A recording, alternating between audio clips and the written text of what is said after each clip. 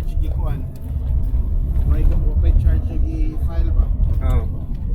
Custody pa. Kuya ana ba kay? Iyang kasuhan sa tong isa ba o assault. Pwede ba na dire? Ah.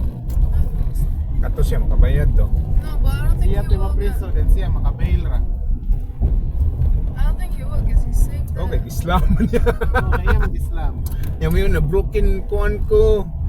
Kanang abuse. Ano? At least he's safe. Wala nakapa-discourage sa Mga tao. He's gonna kill someone with a martilyo or whatever. Labi na natin niya. Maingon itong kuan nga. O sige, pakuan-kuan nga nabalik ka. Ano? Ako nabalik ko. Get that thing. Kadin ako ka-work.